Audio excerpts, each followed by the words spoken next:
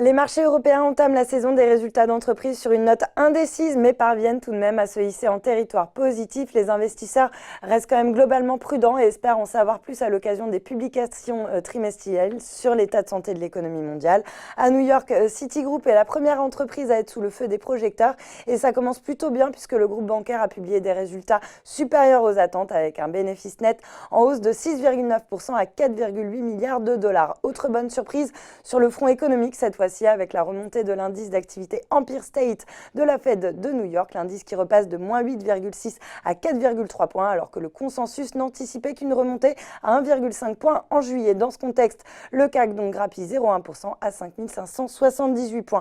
Du côté des valeurs, Vallourec continue d'être pénalisé par UBS, qui a dégradé vendredi son opinion sur le spécialiste des tubes sans soudure de neutre à vendre et a baissé son objectif de cours de 2,40 € à 1,90 € en raison de la détérioration attendue du marché aux États-Unis. Le broker estime notamment que la baisse de l'activité dans l'extraction de pétrole et de gaz va pénaliser la demande et le prix des tubes sans soudure en acier.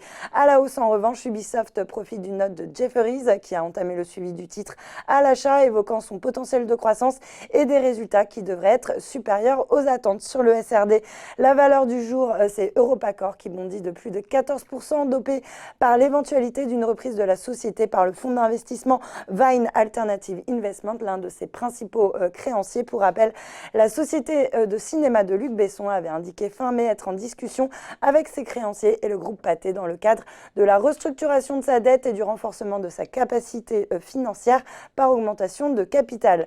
Le secteur du luxe, lui, est mal orienté, pénalisé notamment par le ralentissement de l'économie chinoise qui est revenu à 6,2% en glissement annuel, sa plus faible performance depuis au moins 27 ans. Et puis à l'inverse, le secteur automobile, lui, était recherché. Forestia et Plastic Omnium se distinguent parmi les meilleures performances, de même que Renault et Peugeot sur le CAC, et ce, malgré l'annonce de ce dernier d'une baisse des ventes mondiales de 12,8% au premier semestre.